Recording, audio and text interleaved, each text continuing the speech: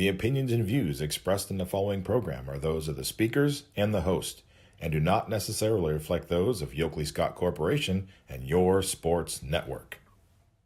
Yeah, I've been closer to Jesus before, so can you help me out? Oh, can you help me out? Am I on my own? Am I on my own? But can you help me out? Am I on my own? Am I on my own? Or can you help me out? Can you help me out? I've been scared to look in my soul.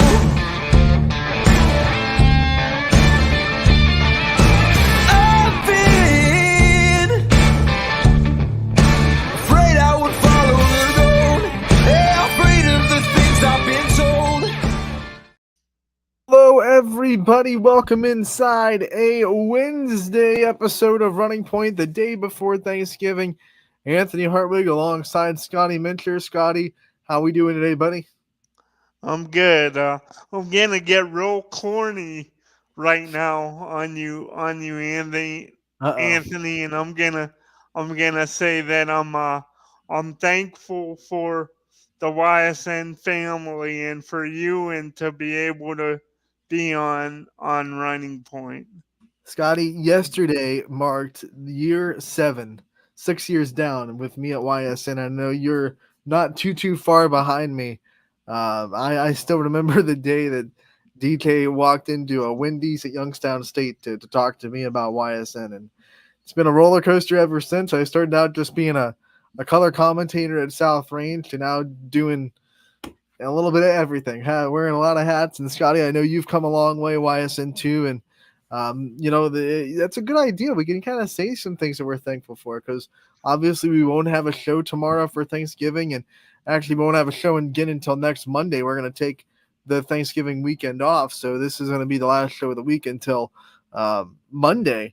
And we'll have I think they'll still do a power out. Well, I don't know. There's only one football game. But we're going to talk about that football game today, just in case there's not a power hour on Friday to talk about it. I know usually they have their pick'em segment, but now with only one game, I don't know what the plans are for the group power hour discussion, but we'll talk about that football game today, as well as Scotty. We've waited for this day for a long time. The gap between fall and winter sports is officially closed because basketball starts today, buddy. It's time. It's time. Let's hoop it up, baby. So me and Scotty are going to talk about the games that are going on tonight. Obviously, it's girls basketball. They rule the world for about a week. Guys start next Friday. So it's girls basketball tonight and girls basketball Friday as well, and one game on Saturday. So we'll talk about all those games since we won't be here until we get back on Monday. We'll talk about all that. We also have one coach interview that we're going to play for you guys just to catch up on the coach previews and the season previews. We're going to hear from Aaron Pounds, the head coach of the Howland Tigers girls basketball team, as they prepare to open the season tonight against Salem. So going to have a pretty packed show. Scotty, I don't want to take away your thunder, though, man. I know you have a lot that's on your mind. What is on your mind today? We'll start with that. Okay, cool. Well, I gotta say, I know he's a legend, but I was very impressed, very, very impressed by a coach's corner that Ty did, a recent interview he did with the Struthers lady head man, John Ritz. So I wanted to bring that to the table for us to talk about today. I just want to know, Anthony, what is your thoughts on him taking over that Struthers program? And the field house is so legendary. They had a winning record last year, but Yeah, they They're did. They were very close to an NE8 championship, dangerously close to an NE8 championship. yeah, and they got some roster turnovers. I They think definitely do there too. four seniors are gone Mhm. from last year's team, but it seems like John just has a very he just seems very cool and collected to me. Mhm. So do you think that's gonna like instantly rub off onto his team and this Struthers program? I do. I think John Ritz is a perfect hire for the situation Struthers is in because you bring a guy in that he knows exactly what he's talking about. He's been in every situation you could possibly be in a basketball season. He's coached amazing teams. He's had teams that have struggled all season. He's had teams in the middle. So he's been in every kind of situation you could possibly be in as a basketball coach. So you bring him in for a team that is going to be trying to get experience, right? Because Struthers did lose four seniors, four very important seniors, and no one more important probably than Chloe Nieder, who was a big percentage of their offense last year, their scoring. So you're gonna have a lot of girls on this roster that need someone to look to, and need someone to just kind of gear them up for the experience they're gonna have to have. And John Ritz comes along, and everyone kind of listens as soon as he talks. So there's no there's no that awkward period where you're trying to gauge if you can trust this guy, if you can understand what he's talking about. Like sometimes if you have a new coach, there are places you can put him, but I feel like in this situation, a young coach taking like his first year head coaching role would not have been the best fit in this kind of situation because you would have to not only deal with a first year head coach and he'd have to be on that learning curve, but then you have players also on a learning curve too. You don't want both of those. You'd love a new coach to take over a team that has some experience on their roster, right? That has girls that have been there, done that, so they can kind of, I don't want to say ease into coaching, but they can have the learning curve while they have girls out there that are like, hey, we've been here, we've done that, we have your back. But now you have a team that is full of a lot of girls that are kind of either taking the next step or completely new to the varsity floor altogether, and they need someone that doesn't need that learning curve at all. So I think Coach Ritz being here is a perfect hire for Struthers. Like you said, he's a legend in the basketball world. They have a big one tonight against Canfield. We'll talk about that one, but I think it's a perfect hire for Struthers. I think Struthers is a wild card because they're always good. They always have that physical, beat you up, fight to the end of the whistle mentality that seems like every team does in the 88, to be honest. So Struthers will always be in the mix just because of how proud their program is and the traditions that's there. So I think John Ritz is a perfect hire to come in and just tighten all the screws and get everything done as fast as possible with this group. Um, Now, I guess looking at it from a player and a fan lens, Anthony, like we both, you know, we played our sports, you know, we both I did years and years ago. I did challenger baseball. I think you did as well. I did. I did Um, Challenger. I did Special Olympics as well. and with this young team, and we kind of touched on the losing of the four seniors, and starting off with a bang. You open up and it's like boom, you get Here's Canfield Keaton. Here's Canfield Keaton right. went to the regional finals last year. Good luck with that. Yeah, and then you get Fitch, I think, right after that, or There's not nowhere to long hide. after that. So Nowhere to hide, yeah, Scotty. I think Ty put it as kind of like a baptism by fire. Yep, that's Um, the perfect way to put it. because the team, you know, they do have some less experienced players in there. I guess where I'm getting at is, do you like starting off as a fan? And if you were a player, do you like starting off playing the best? Or do you think maybe this could be, I mean, obviously it's a tall task. So do you think like ideally maybe you'd like to start the year with some schools that are trying to find their footing as well, maybe a little easier opponents, or do you like just kind of getting right into it as that great barometer to see how far you are from a true contender?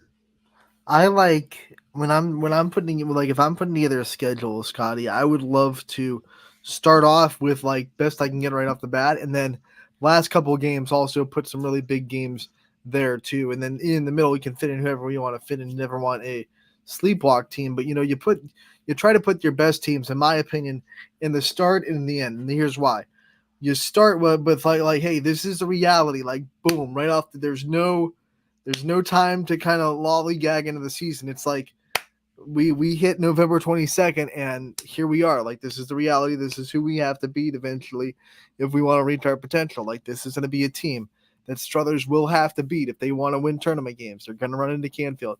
They're not going to run into Fitch. Fitch is up in T1, but they're going to run into the Canfield. They're going to run into your Salems, your Marlingtons and all those other teams in Division Two that are so good, West Branch. So you got to get used to that really quick. You can't have your girls or guys. We're talking both levels of basketball. You can't have them kind of blind to the what's gonna be expected of them until like the fourth game of the year. But then I love at the end of the season too because nothing gets you like back into that tournament fire better than just here's a brutal stretch of like 2 or 3 games to end the season to get us in that mode. And I really like when teams are stacked at the top and stacked at the end. I know there are coaches out there that will say, well, we want to test ourselves in the middle of the season. So we want to know going into January and going down that last stretch where we are. So that's why we put those teams there. I get it, but at the end of the day, like I feel like it's more beneficial to have him at the start of the end because it's more mentality. And I get that you want to test yourselves and see where you are as a barometer in the middle of the season, but you can kind of do that with anybody. Like you can kind of see on film really easily, no matter who you're playing, where you're at. Like you can really see your tendencies, see what you're doing right, see what you're doing wrong, no matter who you're playing. So I would rather my hardest games to be at the top and the bottom of my schedule personally. Now, as a fan, if I'm just purely a fan and not a coach, I might not. I might be like, let's start the season with some happiness, Mhm. make me feel good about myself as a fan, you know, Yeah. and end the season with some happiness and some positive notes. But as a coach, absolutely, front and back, give me the hardest teams. Yeah, I think I agree with you there, and I always um like any coaching interview I would do um in the past, um I would, when we get an opportunity to interview a head man at a football program, and this was before I joined, the YSN team, and they would talk about I get the opportunity through Purple Cat, and they would talk about how they love starting the season that way, and you know, getting right into the fire off the bat, and just becoming battle tested, and they talk about the expectations and how they want there to be expectations, because if there's not really any expectations, it means that nobody's expecting like much. Nobody's expecting a good year. So I do think that's, like, even though it could be hard waters to navigate at Yeah. times, I think coaches all day, they want that, because it means you're in it, and you have an opportunity to do something special. Oh, I Um, absolutely agree. and one thing, Anthony, if I could, I wanted to kind of double dip here, talk a little bit basketball preview, but also reflect on the football side of things, and I wanted to talk about your Raiders specifically. First, when it comes to football and their run this season, what are your final thoughts on South Range and the season they had and coming up short in this last game, but it was still a tremendous season. What are your final thoughts on their season, and what are your expectations now as we move toward year two in the first or the second off season, excuse me, without Dan Yeagley at the helm? When I look at South Range football, man, what a season! Because I don't think a lot of people expected that out of him. I don't think anyone was sitting here like no one was sitting here saying South Range is going to have a losing season or South Range is going to be really, really bad. But I think there were a lot of people saying, well, South Range is not going to be what they were last year. I mean, I know they won state. They obviously didn't win state this year, but they win the NE8 again. They sweep the NE8 table. They make a deep playoff run in the regional finals, which is like I think, one, two, three, fourth, maybe fifth straight regional final that they reached because they always hit Kirtland at that point, and then they finally got past that point last year and won the state championship. So another year where they're knocking on that door. They did a wonderful job.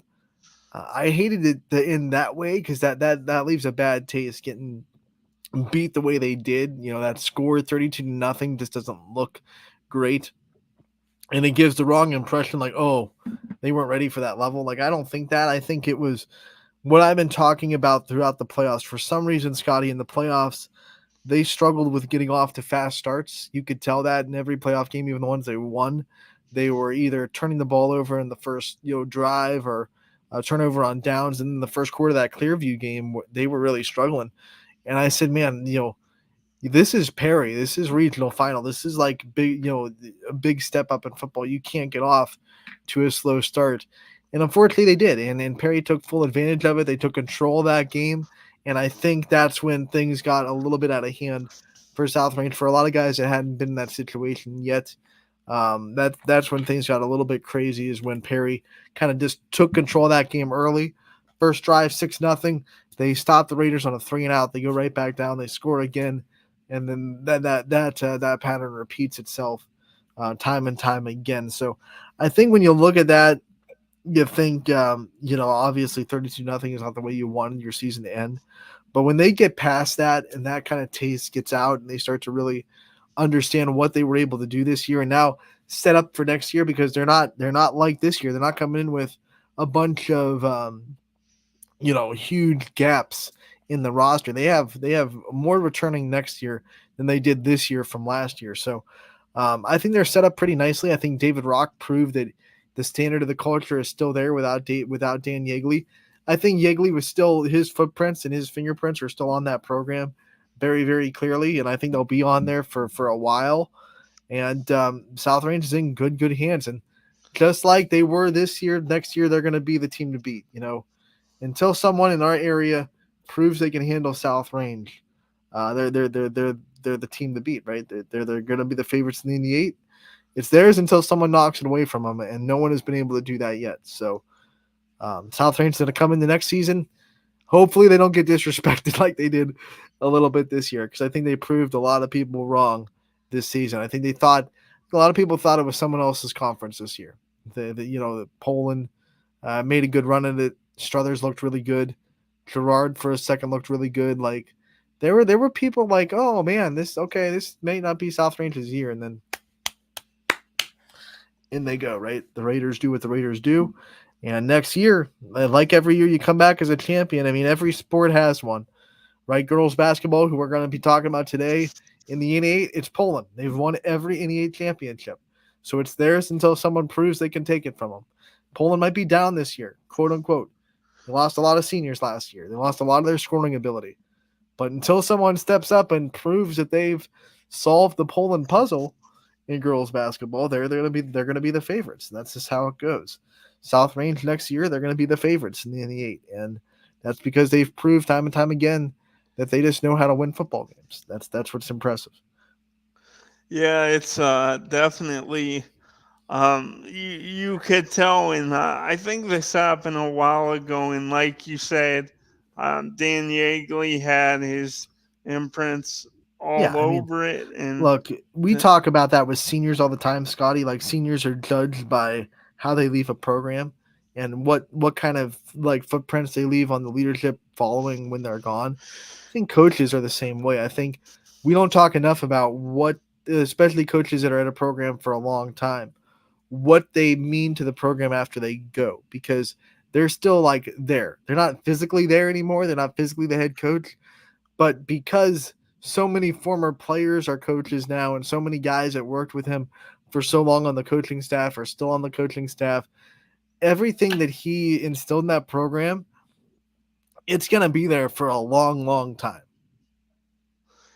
yeah, and it's something I'm excited to see, because I really do think in the short term it really hurts, and like you said, losing in that Yeah, losing fashion, that way, it it's going to sting for a little bit. it does sting for a bit and it hurts, but I think long run this is just gonna make South Range even better. And I'm not saying they weren't, obviously they were still really hungry, but Yeah. I think Oh, yeah. I think And like you look, mentioned, the small attention to detail, I think if they clean things up, certain things up a little bit, and it's just that little attention to detail, and maybe this time next year, they're not that getting off to slow starts, it doesn't like yeah, carry over, bleed I over. don't know But why it popped up in the playoffs, like, but it did. I mean, and it was hard to put a finger on what was causing it because it seemed like there was something different every week. But like, they just couldn't get that first quarter, you know, big step in any of their playoff games, and they couldn't put any team away early. I don't think they had any running clocks going out at halftime.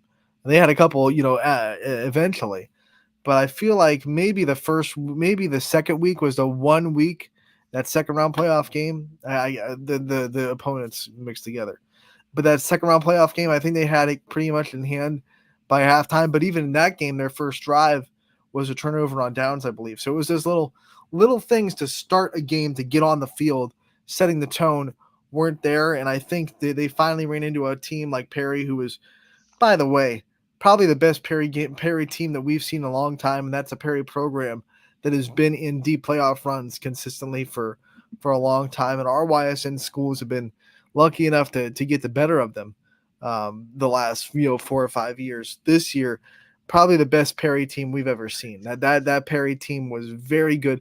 They beat Kirtland 24-6. That's all you need to know.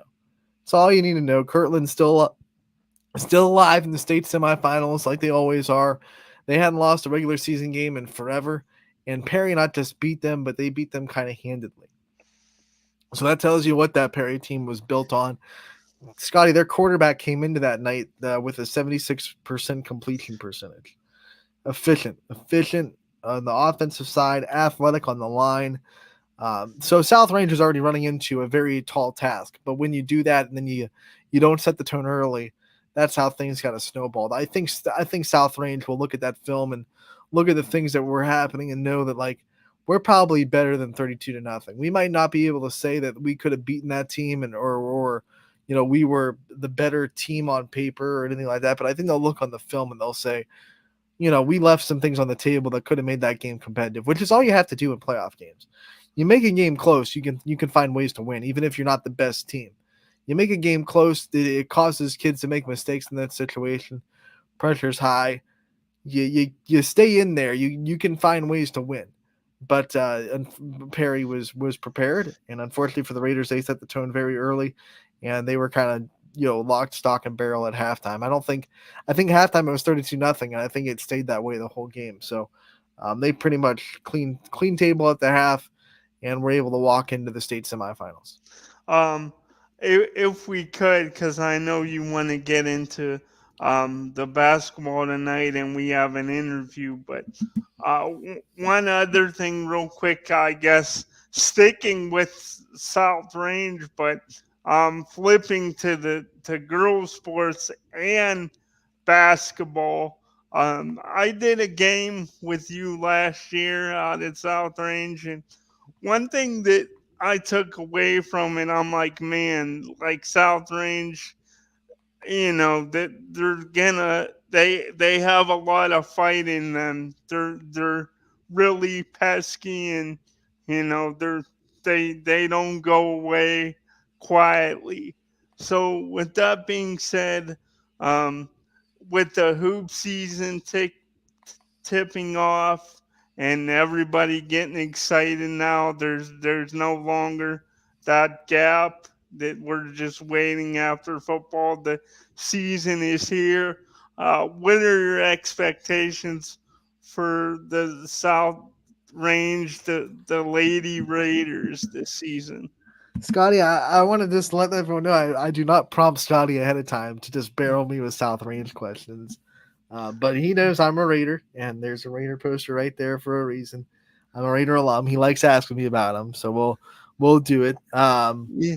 When it comes to the South Range girls, Scotty, I've never been shy about the fact that program will always hold a special place in my heart because it's what started my love for sports. When I was in high school, I went to every girls basketball game. I made my senior project was a documentary about that girls basketball team that I was very much a part of as a senior, and those girls, that team, that was just that was a very important part of my life, and I love watching South Range in the Thriller Dome, as we love to call it, down there. The girls this year, I think, are going to be a wild card in the 88. I think last year was a transition year because 2 years ago they had so much talent, they lost a lot of seniors, and last year was they were just trying to figure out who was going to be that leader, who was going to step up, who was going to really take charge. They couldn't find an identity, and I think that's why they stumbled a bit. And it wasn't the South Range team that we're used to, right? It wasn't that same South Range winning girls basketball team that we've seen since 2011, my senior year, when they went to a district championship game, and then Coach Matisse came in, took them to 3 regionals, and then Coach Fishel took them to 2 more. We're talking 5 regional tournament bursts for South Range since 2013. So 5 out of 9, not bad. So that wasn't the year that we're used to out of the South Range girls. And I think this year we're gonna see that tick back up into that program that is relevant because they've had that year of trying to figure everything out. Last year was definitely a transition year. Coach Fishel is a great coach. He holds the girls to a high standard, yes, but above all, he proves to them day in and day out that he cares about what they're doing and he cares about the program. He's a South Range alum, so I think that just breeds good play. That breeds players playing hard, and you're never going to find a South Range team that's not giving you effort. So I think South Range is going to be a lot better this year than we saw last year, and I think they're going to surprise some people, honestly, on the girls' side. Yeah, and that's the one thing I took away is like, man, they might not be last year when we did that game, No. it might not be the most talented. Like you said, there was a lot of turnover, but they fight really hard, and the effort was at the max for sure, giving max effort. And I do think I agree with you. I think they could surprise people, and I'm excited to see what they do this season after a year where they had to kind of try to just, as you put it, like pick up the pieces of what was lost from the year before. So, Scotty, I think we're going to be expecting a guest here at 1:30. Ty Bartell, who's been doing a really good job coordinating with these coaches and getting them scheduled, sent me a text right after we went on the air. Coach Steve Reynolds got back to us from Liberty. He's going to be coming on. He's scheduled for 1:30. We have the link out to him, so we might be awaiting an interview with him. Steve Reynolds, the new head coach of Liberty Leopards girls basketball team. While we wait, since we are kind of in that midnight hour of 1:30, let's take a break and see if we can get Coach on at the other end of the commercial break, Scotty. We'll be right back on Running Point, brought to you by Greenwood Chevrolet in Austintown. Back in a bit. 21 News delivers the news as it happens, using the latest technology from where it happens. Live here outside the Mahoney County. On air, online, Wednesday afternoon weather update. Very dangerous. and on the 21 News social media platforms. I'm on the road right now. 21 News, the Valley's only locally owned source for trusted news since 1953. Craftsmanship to us is 60 years of pride and dedication. Passed down from generation to generation. The hardwood floors that your kids take their first steps on. The solid wood doors you quietly close at night. The things we create day in and day out are the products that end up turning your house into a home. At Baird Brothers Fine Hardwoods, uncompromising quality and craftsmanship built our business. And it will keep us moving forward for generations to come. Going the extra mile at Greenwood Chevrolet means we want to take care of the community that takes care of us too. And we have to work together always. And that's how you stay in business for 40 years. You know, I love being a helper because when I help somebody, it makes me feel good.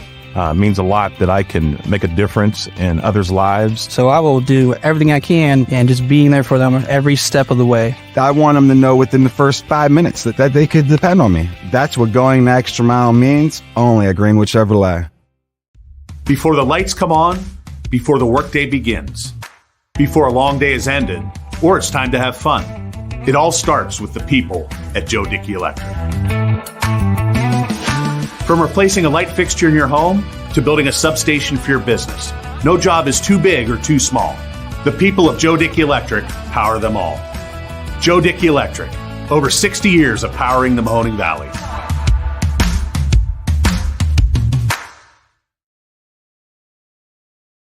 As Comco celebrated 70 years in 2022, we have much to be thankful for. We are proud of the Comco culture as we serve our customers with Comco Care with our premier customer service, quality parts, and on-time delivery.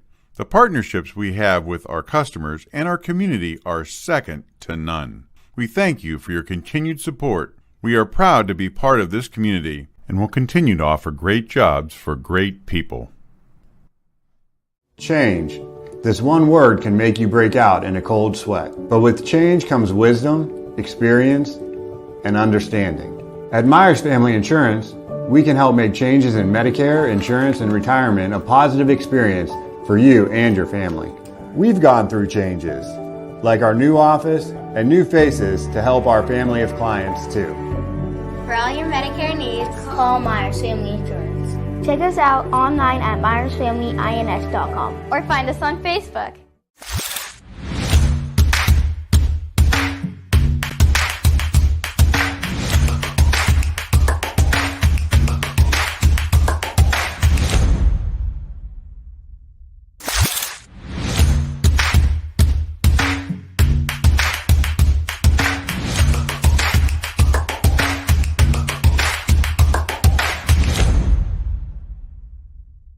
Your culinary adventure awaits at Legends Food and Drink. Experience a welcoming ambiance while you explore our appetizing menu featuring over 20 meals under $20 and over 30 lunches for $12 or less. Our private dining room seat between 10 and 20 at no additional cost. And don't forget our spacious 35-seat bar for your favorite sporting event. Book your special occasion in our elegant banquet room that seats up to 150 comfortably. Legends Food and Drink, a taste you'll remember. Market Street and Route 224 in Boardman.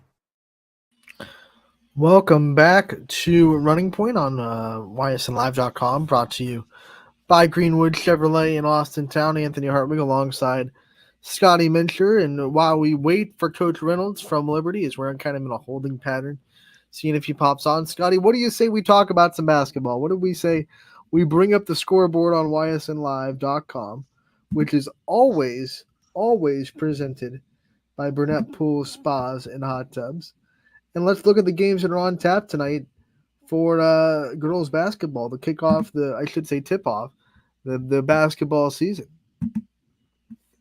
For sure. Let's do it. I'm Scroll up to excited. the logo first so you can see that YSN scoreboard presented as always, like I said, by Burnett Pool Spas and Hot Tubs. This is a great tool for YSN fans. Whether you're at a game or watching one of our broadcasts, you don't want to look away for too long. This is a nice, quick way to get live updated scores. We have a great team behind the scenes that works very diligently in keeping the scoreboard as live updated as possible, so you don't have to wait until midnight for all the final scores to come in. And we continue to do that. So this scoreboard brought to you by Burnett Pool Spas and Hot Tubs. Let's start, Scotty, with Brookfield at Lakeview tonight. Two girls programs that are very exciting this year for different reasons. Brookfield exciting because we're seeing some new faces. They've definitely graduated a big class. No more Sophia Hook for Brookfield, but they still have Keely Wellman down low to do things in the post. Lakeview, on the other hand, very, very young, very talented, very experienced, and a lot of the NEA coaches are watching Lakeview to see what they can do in the NE8 this year. They have a tough start to the schedule. They play Brookfield tonight, then they play on Friday night, hosting Champion. So two teams out of that really good MVAC great tier coming down to Cortland to start the season. And here's Brookfield and Lakeview getting things started here on the first day of girls basketball. What do you think about this one, Scotty? Yeah, man, it should be an excellent matchup for sure. And I think Lakeview and what they kind of went through last year, I think they could be a team that they're definitely the talent is there. They have a lot.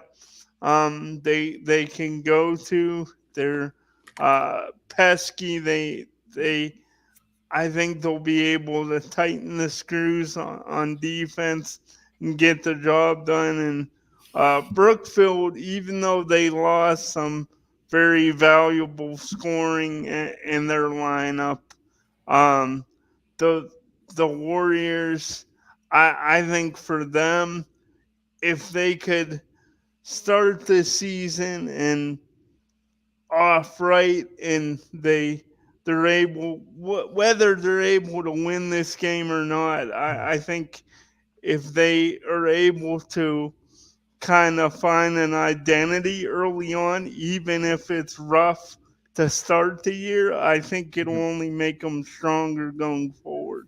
Both teams losing their leading scorer from a year ago, Lakeview, Maggie Pavlansky, of course, graduating, and Brookfield already talked about Sophia Hook, no longer there. So we'll have to see who steps up this year, who steps up tonight. Lakeview versus Brookfield should be a fun one. Ursuline hosting Canton Central Catholic tonight. The Irish with a new head coach in Lavelle Turnage, who was the coach of Badger for the last couple of seasons, moves on down to Ursuline.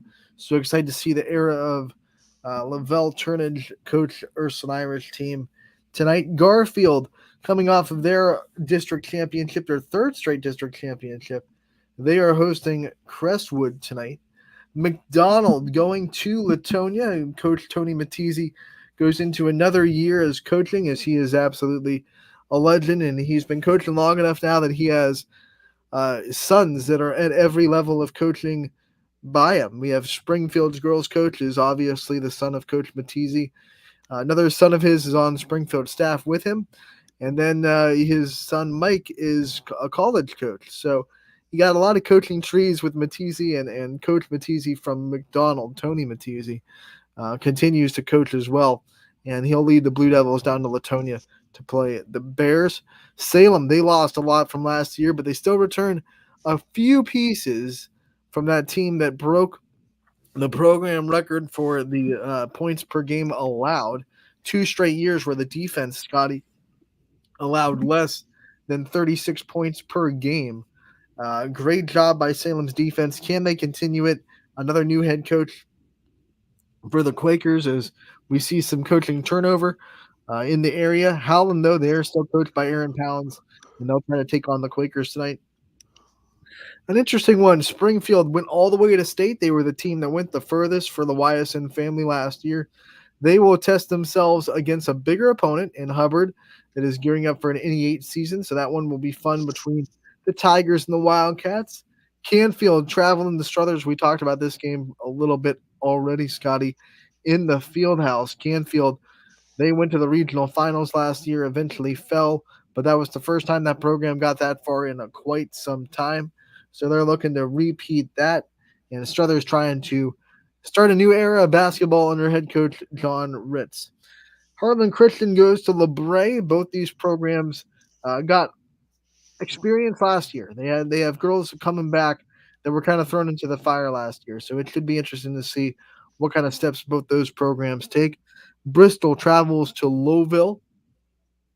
The Rockets, your Rockets, Scotty, your alma mater, coming in hot, and they have a very confident team. Talking to Coach Moldesky earlier this year, yes, they lost a good handful of seniors, but she said might be the first year of her coaching at Lowville where they don't have to work on the confidence to go out there and just shoot the ball and try to score throughout the season. So a very confident bunch in Lowville that will definitely look to score on the floor, and they'll try to do that against a very good Bristol team coming into the Rockets gymnasium. Newton Falls, head coached by Mark Baker, they will head on and host Ravenna tonight, a big one for the Tigers. Warren JFK travels to Matthews, and last but not least, a team that we're very excited about, Austintown Fitch, under a new head coach and Dan Horacek. He will take his Falcons down to Louisville, a team that looks very impressive in their own right, going up against the Leopards. So that is your slate of games to tip off the girls' basketball season. Scotty, why don't we shout out the announcers that will be taking care of you tonight, as it'll be the first time since, well, volleyball season really will have midweek broadcasts on the network. We have 1, 2, 3, 4, 5, 6 games all being covered tonight for sure. Heartland Christian at LeBray, that one will be covered by Matt Marr and Jordan Barber. Bob and Donna Zanny going to be in Struthers at the Fieldhouse. The Canfield will be coming to town. And Ty Bartell is heading on to Ursuline. He'll be there to cover the Irish against Canton Central Catholic. Noah Ricks will be in Howland as Salem comes to town. Scotty, I will be in Hubbard as Springfield goes into the Eagles Nest. And then Nate DeCross and Quinn are going to be taking the game at Latonia to cover McDonald and Latonia. Quinn, getting out of his coaching, he must be getting out of practice early and taking some basketball games before obviously his boys' season starts, and he'll be pretty busy. So you'll be able to hear Quinn's voice today at Latonia as the Bears take on the Blue Devils. And we might get the Crestwood Garfield game. That is going to be run by their school and their students. So if they're good to go with that, then you'll be able to have that one on the network as well. Yeah, it's a fun slate. Very interesting, Matt. I think, man, you're on the call. That's gonna be a real treat tonight, Springfield and Hubbard. I think so too. Like I'm looking at this Springfield team. Like a lot of teams we're talking about in girls basketball, they lost a good percentage of their scoring from last year, but they still have girls that know the standard. They have Jamaica Brungard in the middle. They have Mariana Toscano, who I was really impressed with last year, taking her game to the next stage. They have some leadership. I know they lost Casey Mullen, who obviously won the YSN Most Valuable Player last year, and they lost Madison Lesnack, who was probably their best shooter from the perimeter last year. But they're still going to be a defensive team, hard to score against. They're going to be going up against a Hubbard team, and I don't know who's going to step up to score. So it's going to be a team trying to find a scorer against a team that knows how to play pretty good defense. So that's going to be interesting. I wouldn't expect a high-scoring game tonight in Hubbard with both teams, I think, trying to find that alpha mentality of a girl that's going to go up and just beat that scorer. But I've been wrong before. Do you think it's always like early in the season, or are you under the opinion that early in the year, like the defenses, and if you have a really good D, you're at an advantage? That depends. Defense doesn't always have the advantage early. It depends what your coaching style is, because some teams like to play like a lot of zones, and zones are all based on communication, right? So if you're not rotating right and you're not communicating well inside a zone defense, then you might struggle early in the season because you might have girls that haven't been on the floor together all year, and you might struggle to rotate well. You might struggle to communicate well on who needs help where. But if you're playing man and you just have athletes, like that can have a lot of success early when teams are trying to figure out their offenses, and you're just in their face pressing them. And it's like, hey, we just have athletes that can run with you. We're gonna press you. We're gonna be right in your face. When you run that kind of defense early on in the season, especially the first couple of weeks, yeah, advantage way to the defense by a lot. And it will be interesting, like you said, the communication. If you're playing the zones, Yes. that's a definite key. But Yeah, you if can you see some defenses struggle in that style of basketball. Yeah, but I think overall, man, especially if you have players that have been there, or you just know, even if they're younger, you have some athletes, you can have a significant advantage early on. Yeah, I'm gonna make a call out to fans this year, like basketball fans that are watching girls basketball this year. I would caution you to judge the level of basketball by the first couple weeks, because we have a lot of teams that lost a lot. Like this, I mean, this is one of those years where we had a really good senior class on the YSN family last year, and a lot of teams are trying to find that next score. So you might have a couple of weeks where the scores are not high for girls basketball as a whole, as an average, because I mean, you look at this tonight. I mean, look at the amount of teams that lost either their leading scorer or a good percentage of their scoring. Springfield, Brookfield, Lakeview, Salem. You could argue that McDonald did with Olivia Morrison graduating. Garfield lost Laura McCoy and Matt Shirky. You lost Canfield lost Abby Muckleroy and Katie Solly. I mean, all Struthers lost Chloe Nieder. So many big losses in the YSN family to what these offenses are able to do. So you might see the first couple weeks some low scores. Don't panic if you're a fan. Don't hit the punt where it's like, well, girls basketball is boring because they can't score more than 40 points. Like, just give them a little bit of time. I promise you there's a lot of talent. They just got to get their feet wet a little bit. And like I said, you might see on average the scores dip a little bit in these first couple of weeks because you have a lot of teams that are trying to figure it out. A lot of teams trying to figure out who's going to be that scorer. Yeah, and I don't know what it is, but lately I've got an appreciation for teams that are more of an appreciation. I should say. I always had an appreciation for it, but lately any sport, it just seems like if you could play that lockdown D, like I know people think it's sloppy and it's boring, but I've really grown to like some lockdown D. I know most fans That's why want you to. also, Scotty, listen, I didn't mean to cut you off, but I like that you brought up the sloppiness because you can't always judge the basketball game based on the score because sometimes it is sloppy. It's just bad basketball. Like that happens. There are teams that just don't play well in that night. But sometimes this is the fun defensive games to watch where both defenses are just so good that you just can't get in your room. And it's not sloppy basketball, it's forced turnovers, right? There's a difference between just throwing a sloppy pass, giving the ball away completely unforced. That's sloppy. But when the defense is in your face and you're locked and you don't know where to go and you throw the ball away, that's a forced turnover. I love watching that kind of defense.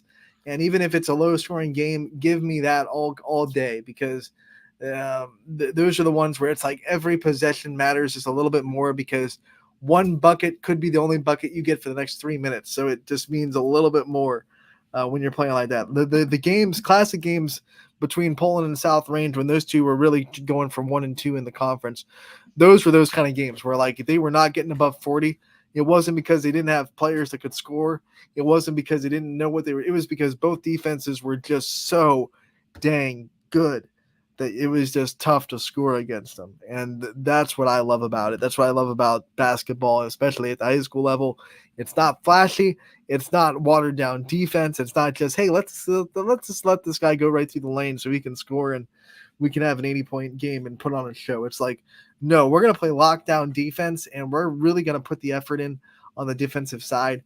I know that's kind of like I'm showing my bias because that's what I hate about the NBA is because it's just so watered down on the defensive side, and you don't really have to run sets in NBA anymore. You just have to run ISOs all the time because no one's really doing anything exotic on defense anymore. It's just, hey, you want to drive to the lane? Go ahead. We'll score the next possession, you know?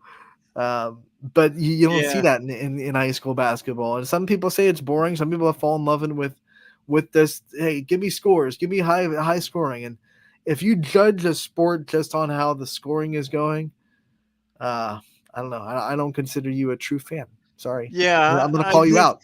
Gonna call you out right on the podcast, Scotty. Yeah, Calling I you out, think buddy. it seems to me you're more fair weather if you're just like looking at the score, and if it's not a high scoring game, like you can't get into it because, like you said, just because there's great defense, it's Right. not synonymous with the game being sloppy. Now look, I will love a high scoring game if it's because the offenses are playing good against good defense. Like that's awesome.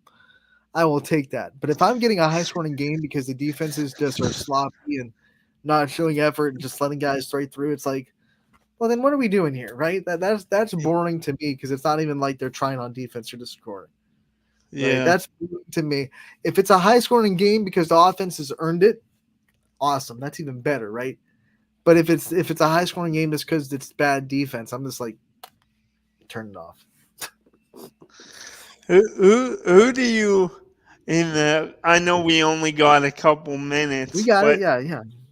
What I was just curious, since the girls tipped off. I know we talked a little bit about Struthers, and we talked some on South Range. But what's another team that you think maybe at the beginning of the season they might not have it all together and they might not be playing great defense, but by the middle of the season or the end, you think they could be really good, not just offensively, but all around? You know what, Scotty? I'm going to go ahead, and this is going to be a very hot take because I think a lot of people in the girls' basketball world outside of YSN, of course, because we love all of our teams, and we would never think that any of our teams are going to have a bad year because we root for everybody. But I think a lot of people talking to coaches and fans in the girls' basketball world think that Salem's going to be really down this year because, they lost Abby Davidson, they lost Cammy Rome, they lost a lot of the things that made them very, very good. But I'll tell you what, the mentality of their defense is going to be the same. And if you're holding teams below 40 points consistently every single night, one, you're going to be in games. Two, they have speed. They still have Riley Hutton's speed for days. I think Salem, they'll find their struggles early probably. They'll have to find their identity again. But I think by the end of the season, I think Salem will be a team that nobody wants to play in tournament time because they'll be able to hold a lot of teams down on offense. So when you're tough to score against, that's a good equalizer. If you don't have the talent on offense, but you're really tough to score against, that is always hard to play. And I think Canfield's in the same boat. They lost a lot of scoring last year, but they still have a lot of good defense and a lot of good defensive mentality, well coached. I think Canfield will be in the same boat. I think Poland will be in the same boat. They lost a lot of scoring last year, but they have that mentality, that winning defensive mentality that is just there. So I think they'll be okay. You talked about Poland too losing a lot, but having that defensive mentality. What do you think for Poland? You've talked about the history and their rich tradition, but do you think the conference too being so strong is a big reason why Poland will be okay too, because it gets them ready for Yeah. tournament time. Yeah, I mean the conference is in the same boat that Poland is in. That's what's great for the Bulldogs is there's no one in that conference that is returning everybody and like lined up in a year where Poland's down and maybe the another team's really up. But like that didn't happen this year. Struthers lost, Chloe Nieder and everyone that scored for them. Gerard lost Ali Dirk and South Range. Maybe could be that team that you could argue bringing people back, but they had a transition year, so they weren't really blowing anybody out last year. So you have a lot of teams in that conference that are in the same boat as Poland. So I think that's good. That's actually good news for Poland this year because it's like, hey, we don't have to make up ground against anybody. It's everyone kind of in the same boat, and when you're in the same boat as Poland, good luck beating them at that point. Yeah, because they just they seem to always find a way. For They sure. find, yep, and it's mentality. It's all about culture and mentality down there. Coach Blanche does a good job. Scotty, I do want to, because we won't have a show on Friday. We're going to take the Thanksgiving weekend off. I want to pop up Friday's schedule because there will be girls basketball on Friday after Thanksgiving. So I want to just throw out the games that are going to be happening real quick. We will have, of course, Hudson and Austintown Fitches. They'll be in 2 games in 3 days for the Falcons. Champion goes to Lakeview on Friday. Mooney goes to West Branch. That'll be a fun one. Edgewood at Grand Valley in the world of the 440. And then Western Reserve will travel to Newark to open their season as well on Friday. And then, of course, Scotty, can't leave today's show without talking about the state semifinal. Archbishop Hoban against Avon. This game happening in Parma. It's going to be a really fun one. Hoban looks so hungry to get to a state championship game and win it this time around. They fell in the state championship game last year. Some late game turnovers kind of cost them their chance at winning that game. A lot of people thought they were going to win it, and they were going to win it easily. They looked like they had it kind of under control. Some late game turnovers turned the tide a little bit, and they fell in that championship. But this Hoban football team, it's our first season with Hoban football, because remember, we signed them during the basketball season last year. So our first season with Hoban football, and we are really introduced to this tradition that they are in, and they are a focused team. They are a hungry team, and they're dangerous, man. They play just relentless, Scotty. You see them last week. It was scoreless after one quarter. Walsh was playing with him, and then all of a sudden, it felt like Hoban just had a second gear that Walsh didn't have, and the second half just went boat race for Hoban. It was 30-6 in a game that there was no score after the first quarter, and it wasn't a runaway after the second. Hoban just turned it into one in the third because eventually you wear down. They wear you down. They are that perfect example of a football team, and I've said this before, and I'll say it to you. They break teams' wills. That's what football is about. You want to get your opponent to the point when they don't want to line up and fight you anymore, right? That's like the whole idea of football. That's why it's called a violent sport. You don't want to hurt anybody, but at the same time, you want to push them. You want to get them to that point when they really don't feel like lining up anymore. And it felt like Hoban did that to Walsh.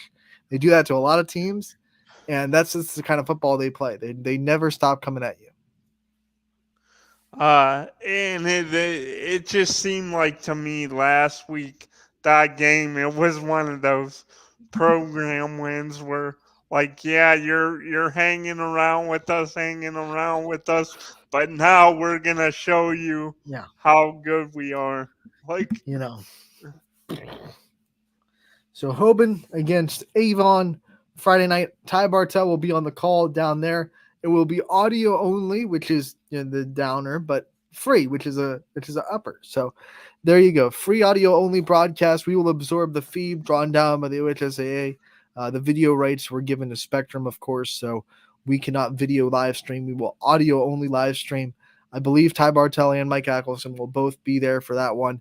Ty's actually pulling double duty that day because he's still doing the basketball game at 1 o'clock for Austintown Fitch. So he'll be there for the Fitch girls at 1, and then he'll travel down to Parma for the football game that starts at 7 o'clock. So Going to be a fun Friday. One game on Saturday. Jefferson opens their season against Berkshire in the girls basketball world. And then we'll come back on Monday. We'll recap it all and have some fun. But I want to say, everyone have a great Thanksgiving. Have a great dinner.